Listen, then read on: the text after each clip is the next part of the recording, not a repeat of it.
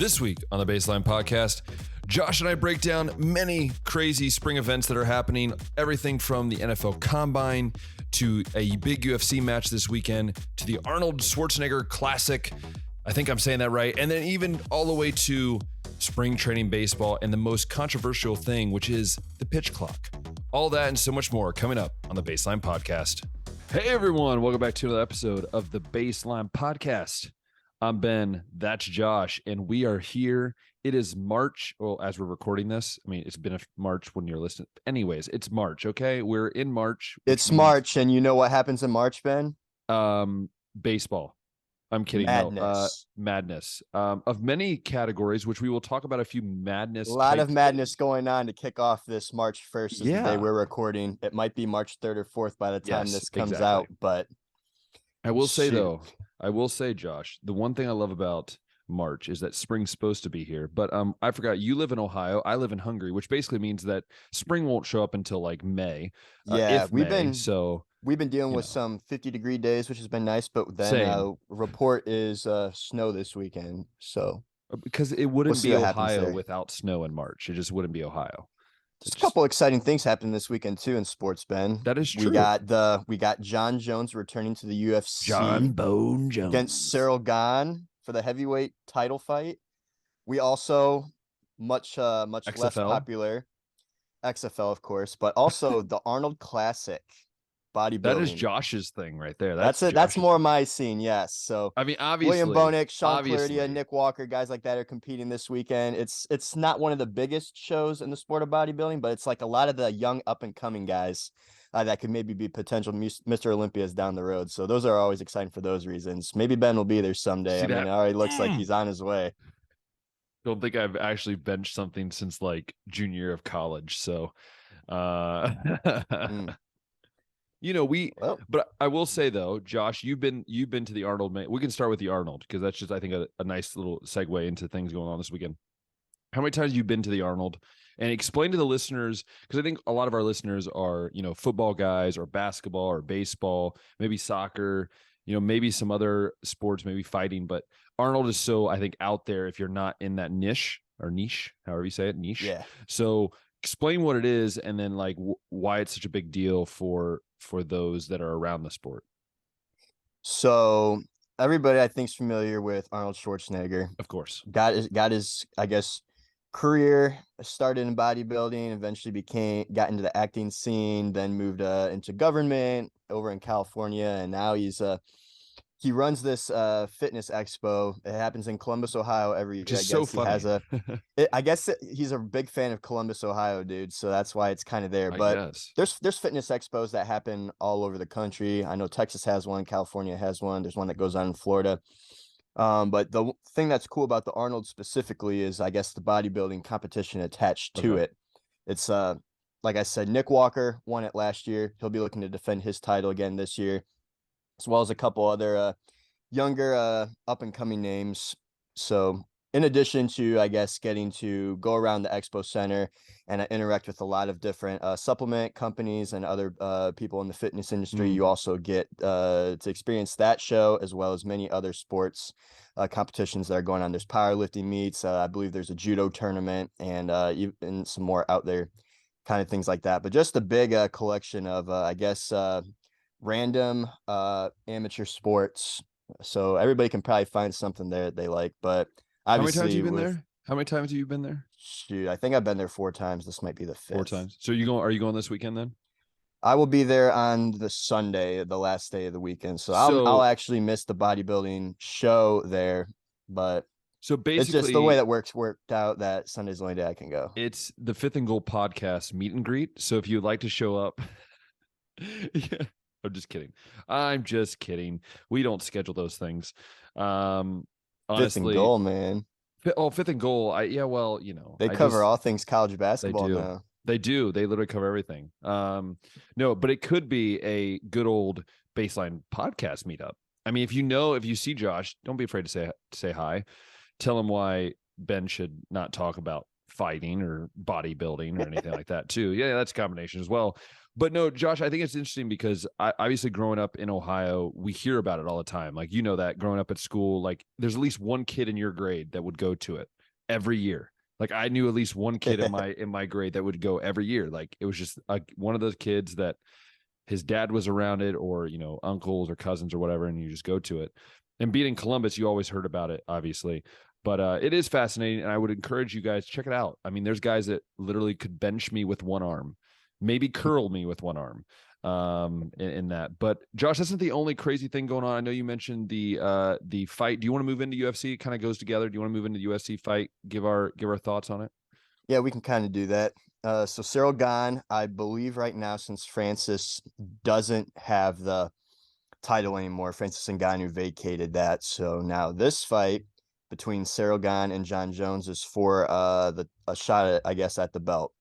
And Cyril Gane actually was the guy that fought Francis Ngannou last for the belt, and that was actually Gane's first loss of his UFC career. Yeah. So I believe right now he's 11-1. Yes, and he's going against John Jones, who has a career record of 26-1 for the heavyweight title. I'll pull up some odds here so we can kind of see what people in Vegas are projecting. So right now, John Jones is a -170 favorite, so a small edge given to him. I think that's out of respect for John's greatness, but it's been a while, dude. And I mean, moving up to heavyweight, definitely an adjustment. It's not his natural size. Gane's he's a light heavyweight, guy. right? He's a light heavyweight, right? Normally. He's been around there. Yeah, he's actually, I think, held belts in multiple weight classes before. So again, that just shows that the heavyweight is kind of like a step out of his comfort zone, but he wants to put his stamp on, I guess, him being the greatest UFC fighter of all time. And if he can get like, I think it's multiple belts he has, but if he can get like 3 belts, dude, in his career, that'd be do you think insane. Do you think if he wins this, wins not just specifically this, but then wins the heavyweight belt, do you think then he is no doubt like in that the GOAT conversation for UFC or MMA fighters in general? I think you got to. Like, I hear, I guess, people in the UFC community like Joe Rogan talk about some of the greats being guys like Anderson Silva. And I think that people would throw Conor McGregor into that discussion too. Lesnar. But I mean, Brock Lesnar. Of course. I don't think he had a long enough career in the UFC, but he could have been good though if he stayed. He would have been been if he started there and finished there. Maybe stayed a little bit more healthy. But yeah, dude, I think if John can grab the heavyweight belt and maybe even defend it in another fight, I mean, that's gotta settle it, right? Yeah, I mean, I think so, and I think, you know, I kind of look at UFC. I'll have to check with Bryce, our friend Bryce, on that, but I would think that would cement John as the greatest. Well, I kind of look at like it being like someone that maybe like, you know, I know it's not the same comparison, but let's say someone retires as a pitcher in baseball, and, you know, it was a dominant pitcher, and then comes back and is a first baseman, you know, has 30+ home run seasons, right? Like, you know, like that to me, it would be like someone that's like, dude, this guy might be the greatest or like Ohtani in a sense. Like if he does this for 20 years, 2 ways. Yeah. I mean, how can you deny the greatness of a guy like that? So I'm really interested to see like what happens in this fight. Like, obviously I'm not a big UFC guy. Anyone that's paid attention to the show knows that I'm totally clueless on this stuff. But one thing I do know is growing up, you know, just in general, watching ESPN and stuff, I always knew who John Bone Jones was. Always knew who he was. He was him and Conor McGregor. There's a few others. I always knew who they were. And, you know, Cyril Gane, like it's almost like he's the underdog in this sense, which doesn't make sense because he's the guy that's proven he's the more established heavyweight fighter, but John's like the more established, I guess, fighter superstar in general. Global superstar. Yeah. You know, and I think this will be interesting fight in general. And I know, I think if John Bone Jones doesn't win this, I think you have to be wondering, like, is this the end, right? Because if he doesn't win this, then where does he go from here? Does he go back down to light heavyweight? Does he go to another weight class? But to me, I think my prediction, I know we were going to give our predictions. I'll give you my prediction. I just think there's something about a script, right? Like we've been talking about the script with many the sports. Script in the NFL. It just, to me, it just feels like it's like one of those. It doesn't matter how good Sierra or how good Gane is. It does not matter how good he is. John Bone Jones, if you remember watching his fights, he has that it factor. Like, it does not matter if he's outmatched, does not matter if he's out physical. he just has that ability to just come out of nowhere and with a lethal strike or whatever. So I'm gonna go in. I think it's gonna be a TKO. I don't think it's gonna be a knockout. I think it's gonna go TKO. I'm gonna go John Bones Jones in the TKO. What do you got? For you guys wondering, Cyril Gane is 32 years old and John Jones is 35 years old. I have a feeling that this is one that's gonna go the distance. And yeah, it's we all know that we all know that Ben's been correct the last few times in UFC fights. So obviously, I'm going to be correct. We'll see. I'm really thinking this. What has Bryce said? Has Bryce had any thoughts on this in general? I think when we talked preliminary with him, like when the fight was initially announced, he was giving John the edge at that time. But since then, I don't think I've talked about it. But it also depends too. I think the biggest thing for John is how much does gaining weight slow him down? Does he end up losing that mobility that he's had? Because I don't know if you've seen him like training and stuff. It's not like he's a fat heavyweight. Like a lot of it has been really good mass that he's put on. Yeah. And if he can keep that speed, that's where I think he could be deadly because of how quick he is. Yeah. It's tough to say, man, because like going against somebody as good as Gane when you haven't like actually fought a fight in several years, like you don't really know how that's going to go. But yeah, I have a feeling it will go the distance, and I'm going to go ahead and give John the edge. If they end up being pretty even, there's always that feeling that maybe the guy that's more popular, I guess, gets the edge. But I'll go with John. I think it's going to go the distance. I hope it's an incredible fight. Yeah, I think it's going to be fun. It's going to be fun to see. And again, John Bone Jones back in the UFC, I think just makes it worth that much more for UFC to have him in there, right? And especially if with Conor McGregor coming back for the fight teams or whatever, the Ultimate Fighter, him coming back, like you have two guys now coming back that bring a huge audience that I think just boosts everything that Dana White's tried to do over the years, and now it's just going to be like that much greater. For sure, dude.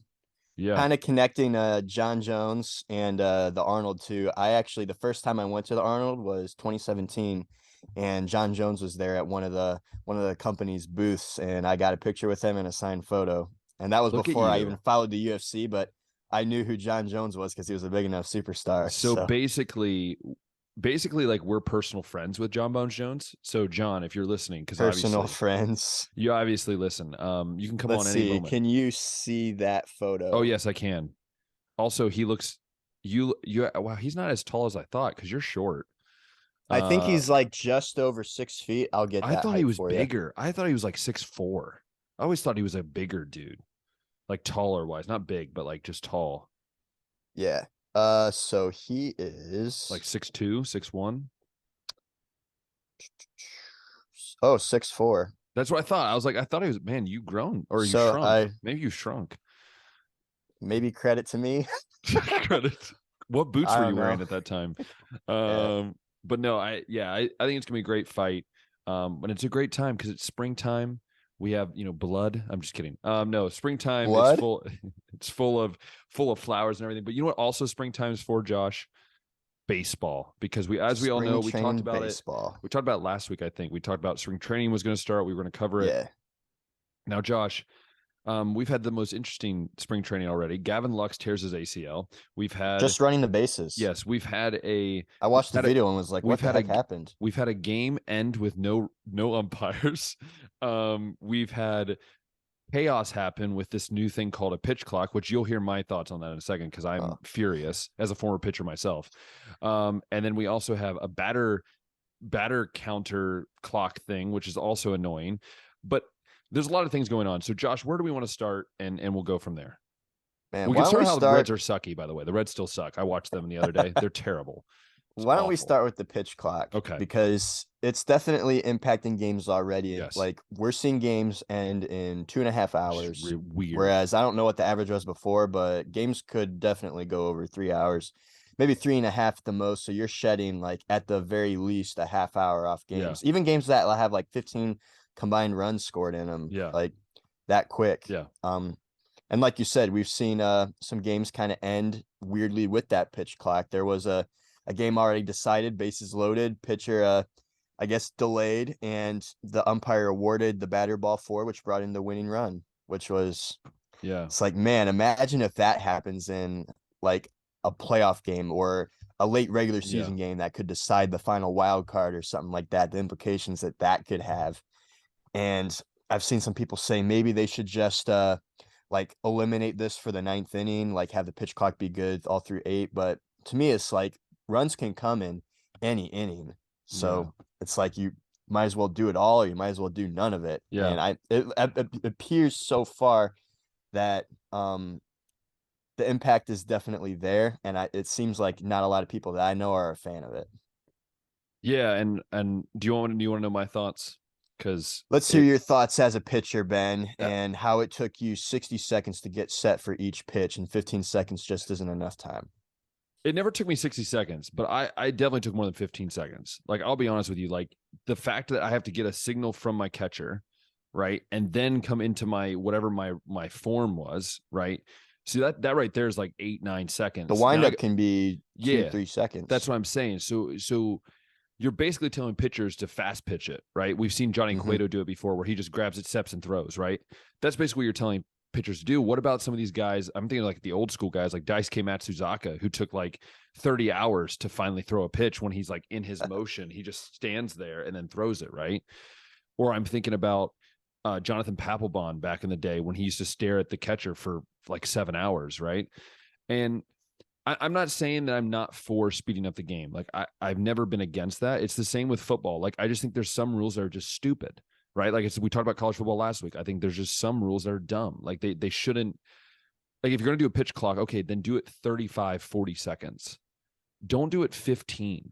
That's just 15, 20 seconds. That's mind boggling to me. And as a pitcher, if I've been used to, let's say, pitching like this for, let's say, some of these veteran guys for 10, 15 years, maybe longer, now you're telling them, hey, scrap what you've done for the last 15 years. It's won you Cy Youngs. It's won you reliever of the years. It's won you all-star appearances.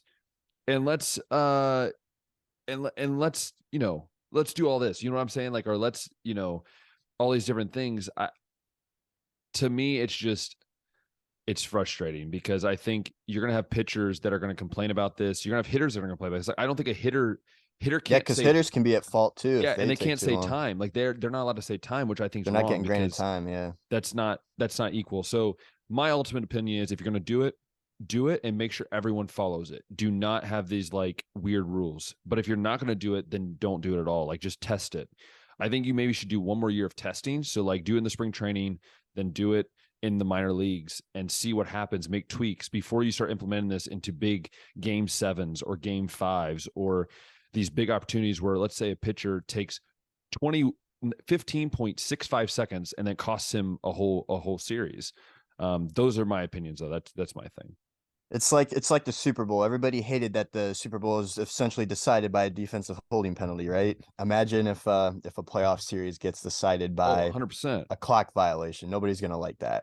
So the other thing, I guess, to follow too, Ben, is baseball's making all these changes because they want to attract more fans, speed up the game, and make it more entertaining. So be on the lookout, I guess, for attendance numbers and for TV ratings to see if those go up. Because if I had to predict, I'm going to say that these are not going to go up. No. People that don't watch baseball are not going to all of a sudden be like, oh, change now I'll watch baseball. No. The diehards are still going to watch and just be frustrated. Yeah, and I think in general, that's not going to, like, the only thing that will speed up, you'll take time off, but to me, that doesn't. Nobody ever complained that we don't get enough baseball. Nobody complains that they don't get enough football. Yeah. Nobody complains that they don't get enough basketball. That's never a complaint by anybody that watches. And one of my biggest things was my biggest things was that I was super annoyed with like the whole football talk. I know we'll talk about, I've talked way too much about football before, but like, they're coming out and saying, well, like it's benefits. I'm like, but tell me the benefits. Like, that's the thing. Like, I want to know, like, do you have proof to tell me what this is going to benefit? Because right now I don't think there is proof to say that this is going to really change the game. It's going to like make it so much more interesting. Let's be honest. Baseball's baseball. People are going to either like baseball or hate baseball. It's not going to change unless you throw in the Savannah Bananas. That's the only way it's going to change baseball. Right. Like, so does everybody want games to be just like that? If you're talking about people that aren't related to sports, 60 seconds to do your little TikTok dance up to the batter's box. I guess. I don't know. But that's what's going on there. And it is a little nuts. And again, that's the other thing. Is there any other changes you want to talk about? I do want to get your opinion, though, on this before we go there. Josh, what do you think about the Pirates? What was it? The Pirates Padres game? I don't remember who it was, but like they wanted to continue playing the bottom of the ninth, but the umps were like, yeah, no. Yeah. Just going to leave. I saw a post about that, and some people in the comments were saying this actually isn't uncommon in spring training games, which I found kind of shocking. It's like umpires can just leave in spring training whenever. But yeah, kind of goofy. Didn't it remind you of like high school sports? Like when like they're like the umpire for the game didn't show up, so you had like a guy standing behind the pitcher's or it's like kind of thing. or like the two coaches like agreed, like the ump was done, but like the two coaches like agreed. They're just like, yeah, we'll just keep going. Like that's what I feel like it was, but with grown men, something like that. Yeah, but with grown men, right?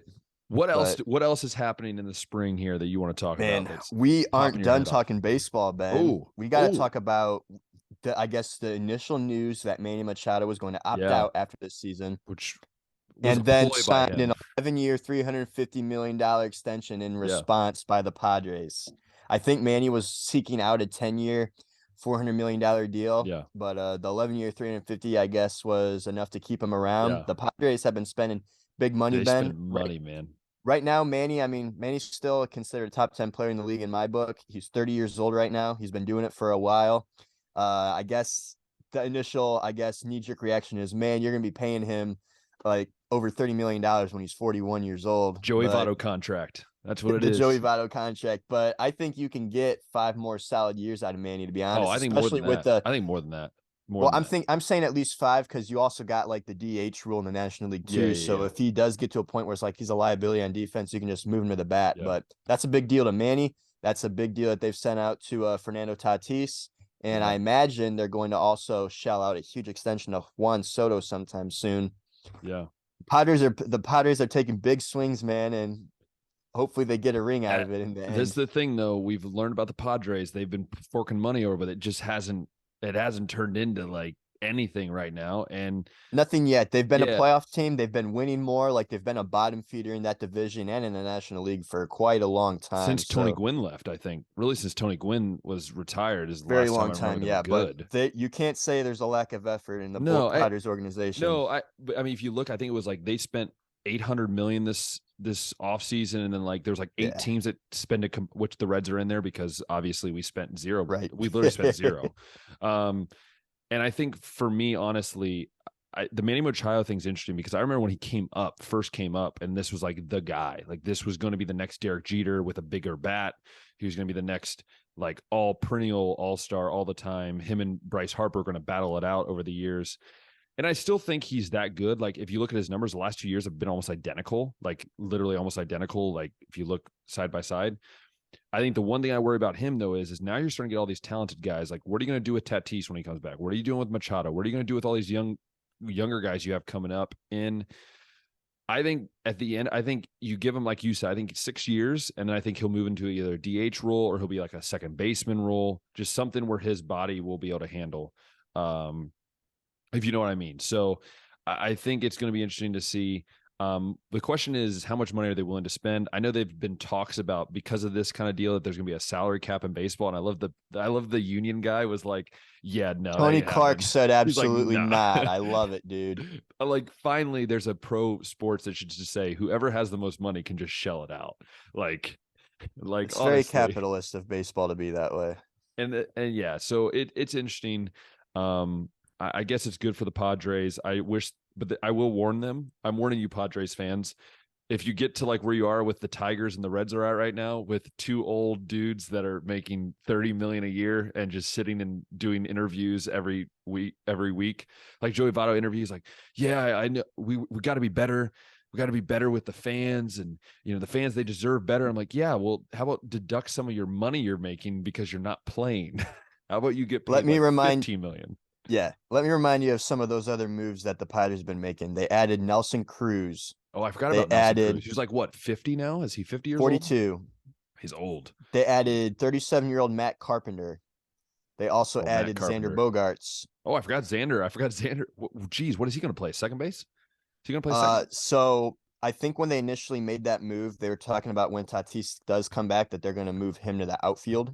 What? Oh, I don't know about that. I would anticipate Nelson Cruz is definitely the DH. Manu's third base. Bogarts is at short. So what? Tatis at center? Center or left field? One of those two. It's weird. It's got to be. Yeah, I think he's athletic enough to do that, but I guess time will tell, Ben. This team could be very exciting to watch. And then don't forget on the mound too, you got guys like Yu Darvish and Blake Snell, and I guess we'll see what Josh Hader can do in a full season with the team. And Joe Musgrove's over there. Like, I don't think that division is guaranteed to the Dodgers. I feel bad for the Diamondbacks, man. I feel there's no hope for them, dude. No hope. They're eating that Madison Bumgarner, by the way. I saw he's going to make like $24 million this year. I'm like, the dude has done nothing since he left San Francisco. But I forgot you have San Francisco too. You have 3 like perennial playoff teams right there. And then you can never count the Rockies out. They hit really good, but it's always like seems like defense and pitching. Then you have the NL Central, which is going to be atrocious this year. Going to be absolutely awful. That could be interesting. Yeah, that the one. Pirates, the Reds, and the Cubs are going to be the fighting. The Cubs made a couple moves that I thought were interesting. Like they did get Eric Hosmer right. They paid for Dansby Swanson. That's true. Yeah. So there's a couple of names there, I guess, to keep an eye on. The Cardinals always seem to stay consistent. Yeah. That one. I guess we can guarantee that. Yeah, Pirates and the Reds are probably the only teams that you can guarantee won't win that division. But the other 4 could be a toss-up. Yeah, for sure.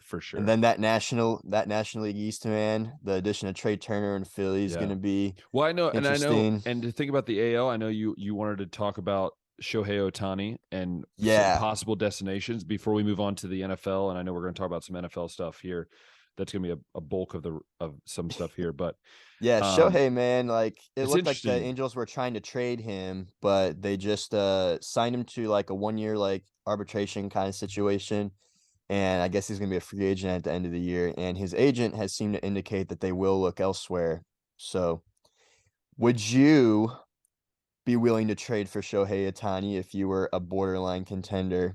I'm not saying the Reds because I'm sure that's the last thing you'd want to do right now is what's the point? Well, let's just say it. Would you be excited if the Reds traded for Shohei Ohtani? Absolutely, 100%.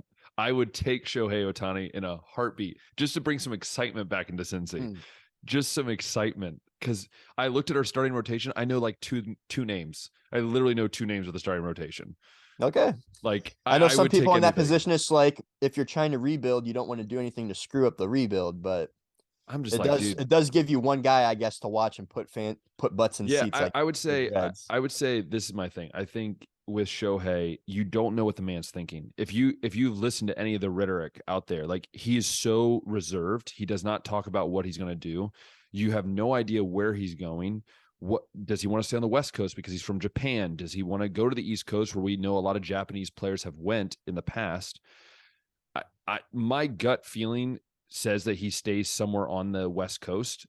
That's my gut feeling. The only other place would be New York or maybe Boston. Boston would be an interesting one. But I ultimately think, the thing is the Angels is like Mike Trout, poor Mike Trout. I mean, that man signed that huge deal and he's just going to get gypped out of this because I don't see him signing. One thing I do know is I don't think Shohei goes back to the Angels. I just don't. I think he's going to go to the Seattle Mariners or, to San Francisco because San Francisco missed out on Aaron Judge. I could easily see them forking over money to sign Ohtani. These are my top 4. I'll give you my top 4 destinations. I think number 1 for me is San Francisco. I just think that is a great fit for everyone. West Coast team keeps them on the West Coast. I think San Francisco is number 1. I think number 2 for me would be so I'm going to throw a surprise one in here is Seattle. I think Seattle would be actually like the Seattle and that dude. A very an intriguing up-and-coming Ichiro team thing where Ohtani could be the one piece to take you that have next Julio level. Rodriguez. You have a lot of young, exciting superstars over there in Seattle. Ichiro, who's in the front office, gives you that Japanese connection. And then that's like my surprise team that I think could be very realistic if people don't realize. And I think my other 2 would be, New York Mets. Obviously, I'm going to throw them in there. They're spending money out of the wazoo. And then the Boston Red Sox, because of, again, that Japanese connection. They always do well. They just signed a Japanese player, an outfielder. I think putting Ohtani over there would make sense as well. But my gut right now says San Fran. But I would not be surprised if he goes to Seattle. I was gonna say the Dodgers because one, you get to stay on the West Coast, stay in LA. Yeah. And the Dodgers also been losing a couple pieces. Yeah. And in order to stay relevant, they need to make that splash sign again. So yeah. That's why I was thinking them, but yeah, after hearing you talk about Seattle, it's like that's one that I really like too. If they're willing to fork over the money, that's the thing. If they're willing to fork over the money, we know Seattle doesn't always want to do that. If they're willing to fork over the money, then that's the most obvious, I think, for me. Yeah, I love that fit there. And will the Padres have any more money left? I don't think the Padres would do it. I really don't think they would. I think it would just be too hard financially. They've been making a lot of moves. Like, what do you think Ohtani is going to command? Do you think he's going to be like a 10-year, $400 million? I don't think it'll be 10 years. Deal? I think it's going to be more of like an 8-year, because I think with him, you don't know with his arm. He's already had arm issues in the past. How much are you you're going to get a bat and a pitcher. So it's, but I do think it's going to be like an 8-year, but I do think it's going to be close to $400 million. I just think it's going to be more per year and less years. I think that's the way it's going to do it. But that's my thought, at least. You got to throw the Yankees in there. Yeah, but I guess by default. Yankees is just a weird one, though, because I don't think the Yankees, where are you going to fit him in that outfield or even in the DH spot? You have so many bats in that room. And do you have the money? Finding the spot might be a challenge, but like it's New York. I can't rule them out just because of that. So those will be my three. I can't really think of a fourth. The Boston one is an interesting one. San Francisco is an interesting one, but yeah, but, there's always two, like one random team that just like unleashes a boatload of money on one guy, and they just continue to stay average because they didn't do anything else with their money. So maybe a team like Texas could be like that. Maybe a team like who else tends to do stuff like that? Blue Jays have done it in the past. They haven't done it recently. But Blue Jays could be an interesting one too. Toronto could be an interesting one, dude. If I'm not mistaken, they also have a lot of their young players still on rookie deals, like your Bo Bichette, your Vlad Guerreros. The only one I could Houston would be not a shocker. Like if that would happen, I would just be like, of course, because you imagine Ohtani in a dome. Imagine what he could do in a dome hitting. Jeez, man, that would be absolutely wild. Basically, guys, Shohei Ohtani could go to any of the other 30 except teams the Reds, Indians, A's, or Arizona. Cut the A's. Indians and Reds out. They ain't even gonna give him a call. They're not even gonna accept the nice gift he sends them. Like they would see his agent's like phone number calling them, and they would just like let it ring out and go to voicemail. Yeah, we just can't afford it now. But no, it's gonna be like, man, he's definitely got the wrong number. That's true. No, but it is interesting, and obviously we're gonna have so much more baseball talk coming up. We know, Josh and I, we banter on baseball all the time, so that's gonna be happening. Yeah, it's gonna be happening. No worries, it's gonna be happening. But we do have a big thing happening. Speaking of destinations, happening this weekend. It's happening, and it's gonna be a fun one. It is the NFL Combine, which is involving a lot of interesting scenarios now, which we will be having our mock draft coming out here after the Combine, so you'll be able to see that. We obviously know Ben's going to be the best because I was right about Sauce Gardner, and I'm going to live on that until I'm wrong about somebody that's so bad. But no. So Josh, let's talk about some of the crazy news, and actually one that happened literally as we're recording this. It happened just a little bit before we started. Where do you want to start? And we'll just briefly kind of go over these. We won't spend too much time, but we'll just kind of briefly go over these. Man, dude, the initial big story was that Bryce Young wasn't going to throw at the Combine, and maybe that would make sense because we've seen other top quarterbacks like Joe Burrow didn't throw at the Combine, and a couple others here and there.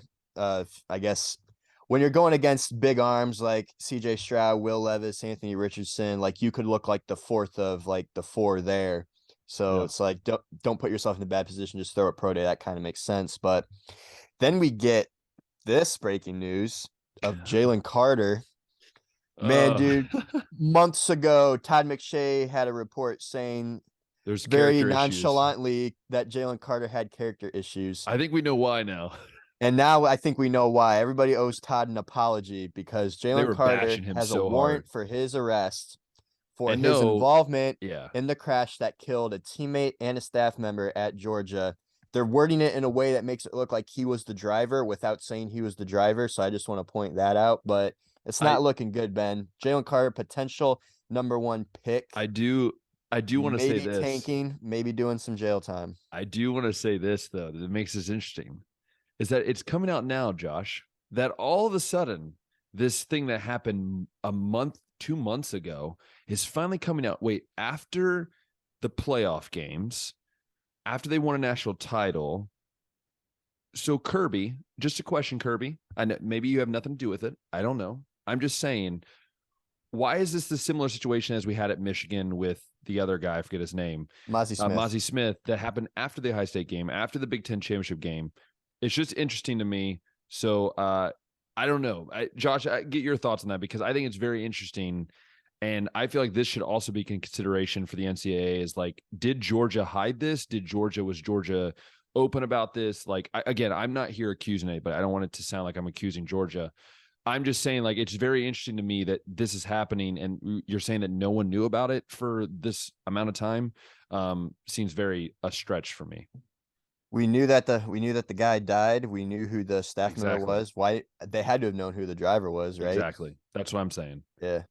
So it's very fascinating to me, and I'm interested to see like what has made, and again, we don't know why they're arrest warrant out. Again, we're not trying to make speculation here, but the way they worded it, I've read multiple different people posting about it, and every single one makes it sound like he was directly involved. Which, if he's directly involved, there's only like 2 options it could have been.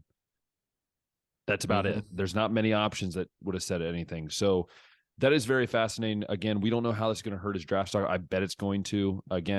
Again, yeah, and everyone that's kind of bashed Todd McShay, we should probably all apologize to Todd McShay, because he obviously knew something that we didn't know. Yeah, we obviously didn't know. He knew something we didn't know. But also, I think too, it's going to affect his draft stock. You're going to see him probably plummet down at least in the first round. Who knows what it could be, depending on what happens in this legal stuff. We don't know when it's going to finish. Most likely, it's going to drag on for at least a few months, which means what team's going to be willing to risk millions of dollars on him. And so on. And again, I think it's just the character stuff. What have we learned, Josh? That, dude, just mind your own business. Do what, Albert Pujols has done. Do what, Peyton Manning's done. Do what some of these other guys have done, and just, done their job, kept your, nose out of your trouble, and just do your thing, man. Like, I think that's the thing that is mind boggling to me. Yeah. And I want to make sure we get the order of events here too, because I know they happened around the same time.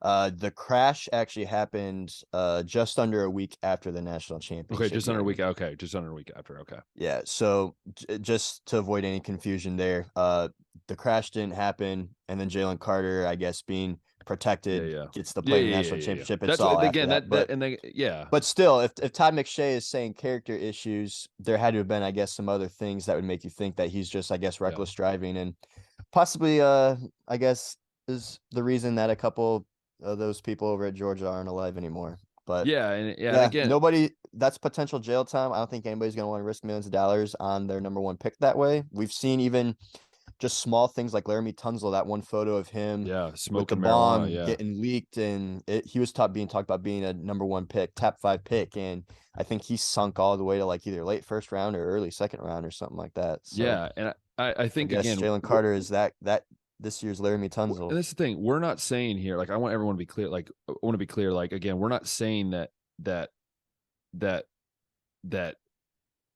Jalen Carter. Yeah, sorry, I'm trying to think here. That Jalen Carter is not talented. Okay, I want people to understand that we're not saying he's not talented. We're not saying that he's not going to be an amazing NFL player, because he will be. We're just saying, like, teams are going to be very careful to take someone that has these issues and that has this legal thing hanging over. If that makes sense. They're going to have to, I guess, if there's no sentence or like anything like that, like teams it's just going to be like, okay, well, now there's that what if kind of thing, I'm sure that if let's just say that Henry Ruggs with like his whole crash happened before the combine, he's probably not being a first round pick just because of that. And that's the thing, is it'll be very interesting, but we won't focus too much here on Jalen. Let's also, give other guys their credit. There's a lot of exciting things happening. But another thing too is with Bryce Young not throwing, I think that's a very interesting thing that, again, I think gives CJ Stroud a chance to prove his got. It shows Anthony Richardson I can't believe I'm saying that. His chance for Well, a this top is what 5 the pick. combine's for. It's like people like Anthony Richardson are going to look really good at the combine. That's They're going to but that trick drives me a lot nuts. of GMs. Drives me nuts. They're going to trick a lot of GMs. Have Will they seen Levis his is going to look throws? really good at the combine. Have they seen Anthony Richardson throw across the The middle? dude It is just winds awful. up and throws 100 miles an hour, whether it's a 5-yard screen pass or it's a 80-yard pass down the field. It's the same speed every time. Well, they were like talking about this, right? Like Joel Klatt was talking about, he's like real high on Anthony Richardson. And they were talking about this, and like literally the video he shows of him like making these great plays. I'm like, did we not show the 7 other plays that game? You could where probably he, like, pull up 10 times the amount of tape of him looking bad.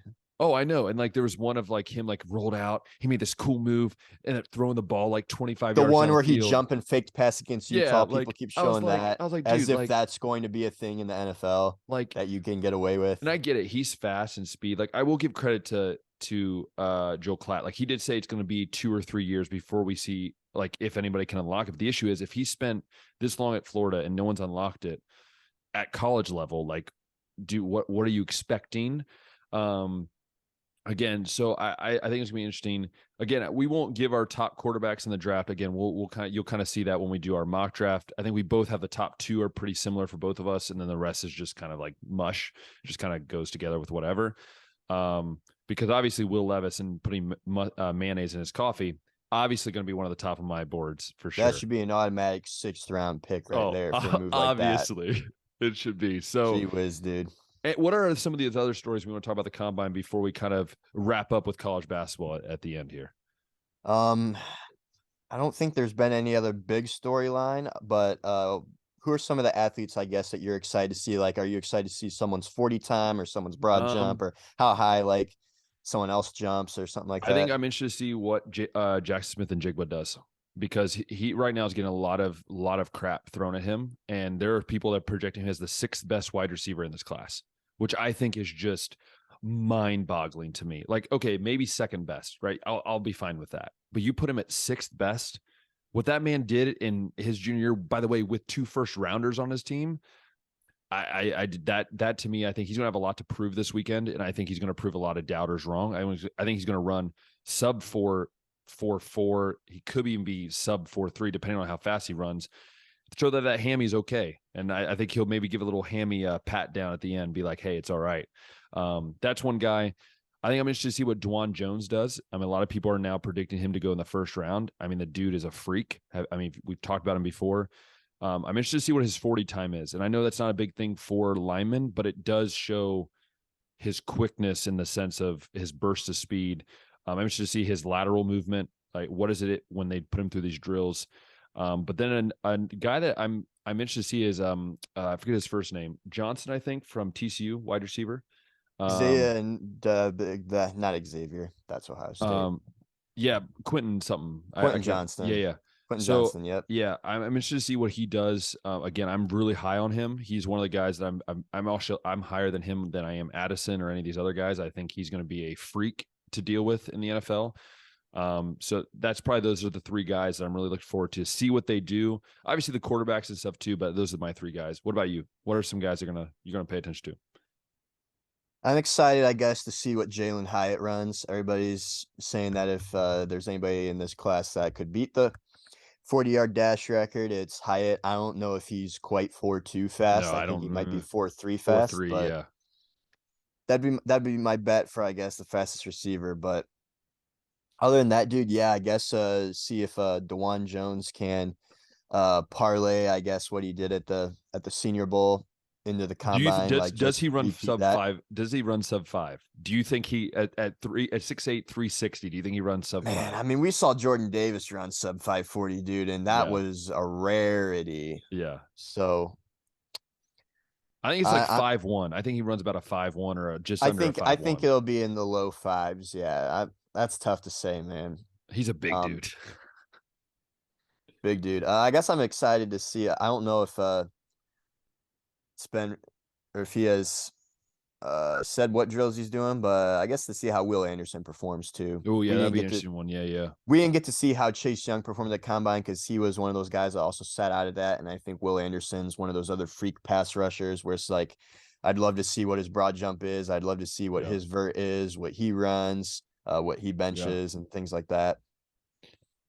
Yeah, I think that's gonna be interesting. Obviously, I'm always watching the, see what some of these like white dudes run in the 40. I know it's okay. I'm not trying to y'all before you cancel me. I'm just being Last year's honest. All white right. dude freak was Alec Pierce, man, Yeah, like running 4.34 in the I want to 40. see a white dude run a sub 4.4. It's just awesome because us white guys, we're not known for our speed. Okay, we're known for our, I'm going to be very careful. I'm not going to follow up what I was going to say there because that could have been bad. So no, but in general, I just think that it's always fascinating to find, and I guess also not just like white guys, but like unknown dudes from like smaller universities that get invited that just come onto the scene and blow up. Like that's always fun to see too. Guys that we don't really know about and they come on the scene.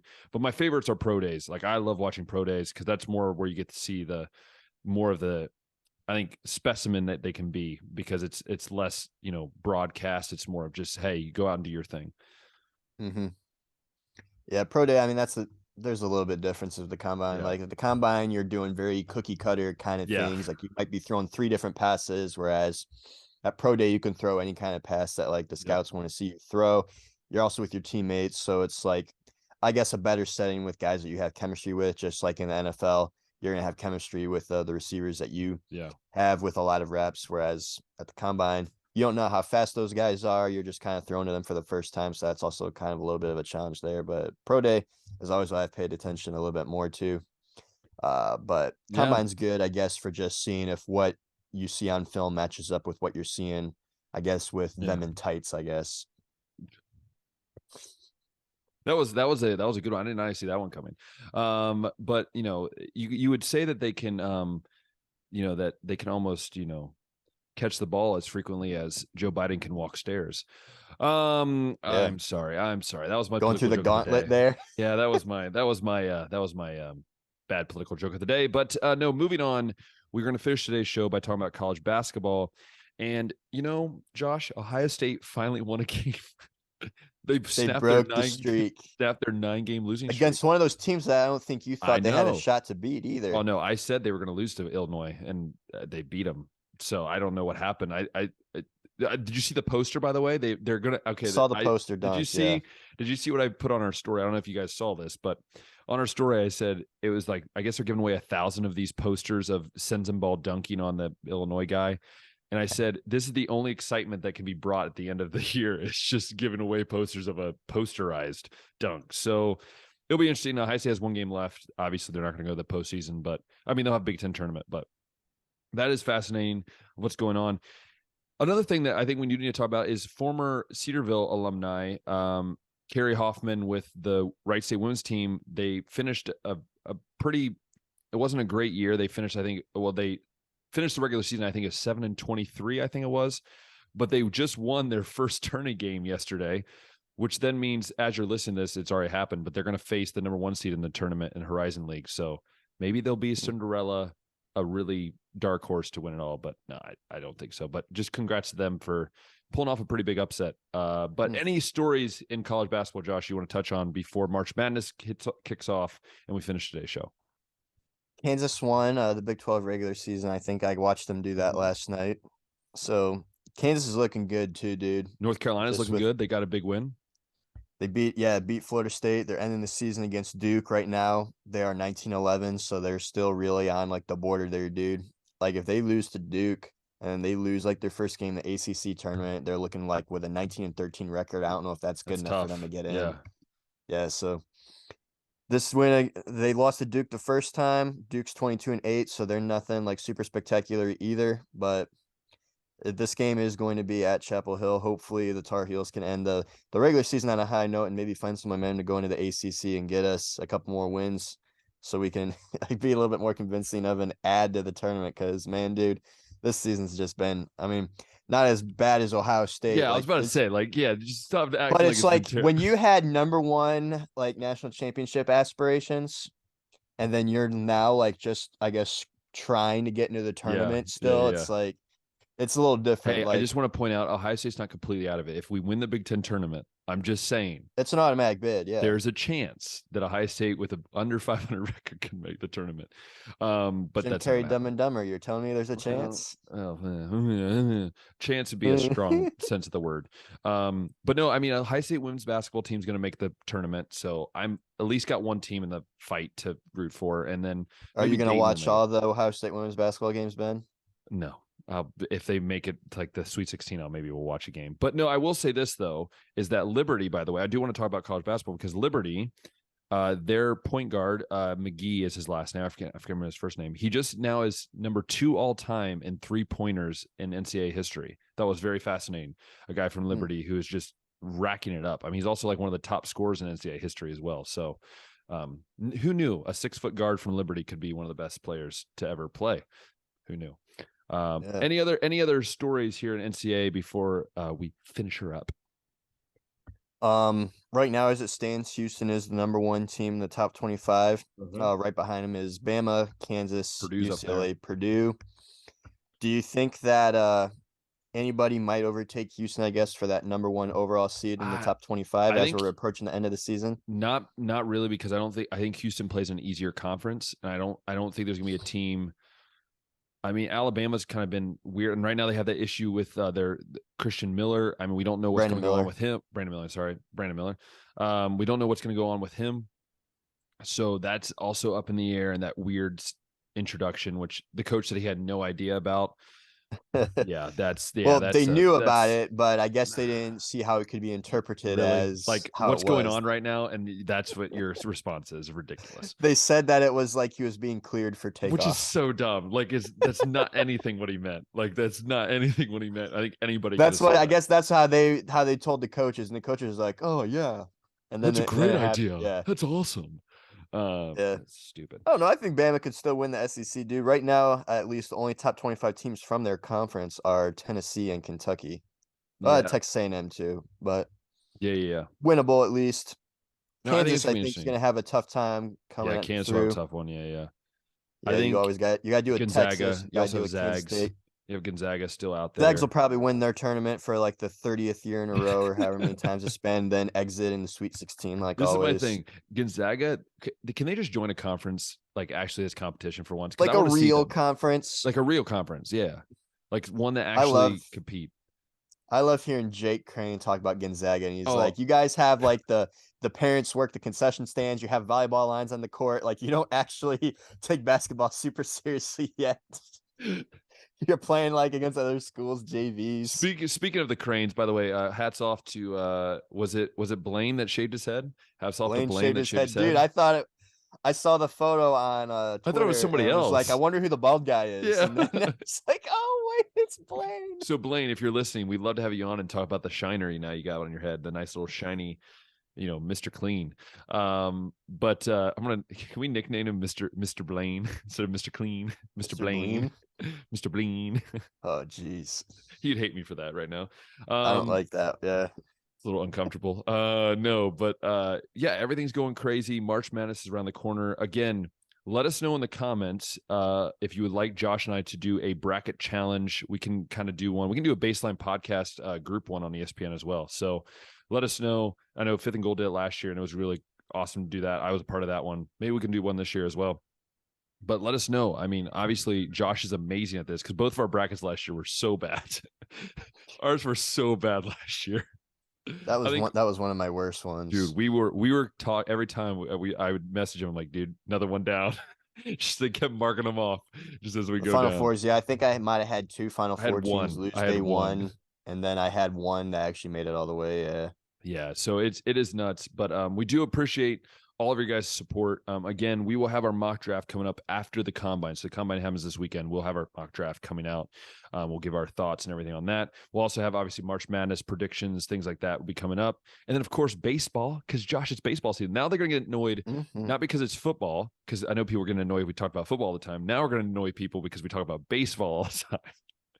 Perhaps. We're just going to, annoy people. No, anyways, really do appreciate everything you guys do, listening, sharing. I got a message, from people that back in the state side, they're excited to listen, and even Hungarians here in Hungary that listen as well. So again, we appreciate all that. And if you do love listening to us or watching us on YouTube, hit that thumbs up button, hit the subscribe button, hit the notification bell. Check out all of our old episodes with our guests, from Blaine Crane to Jake Crane to David Cohn, not the baseball player, and from all those in between. So please go ahead and check those out. It'd be really appreciated. If you're listening on Spotify, go ahead and give us a nice 5-star rating. And also on YouTube, and if you want to just on this post, whenever we post it as well, comment what you're most looking forward to for March Madness. Is it skipping work? Is it eating a lot of pizza? Is it, I don't know what, but we all know that both those things happen quite frequently during March Madness. Or is it you're going to watch during your work hours, which also will happen. Luckily for me, all the games happen either stupid late at night or they happen after I'm done with work. So it doesn't really affect me that much either way. So Josh, we know it's going to be a crazy, crazy March, and we're excited to bring it all to you. Until next time, we'll see ya.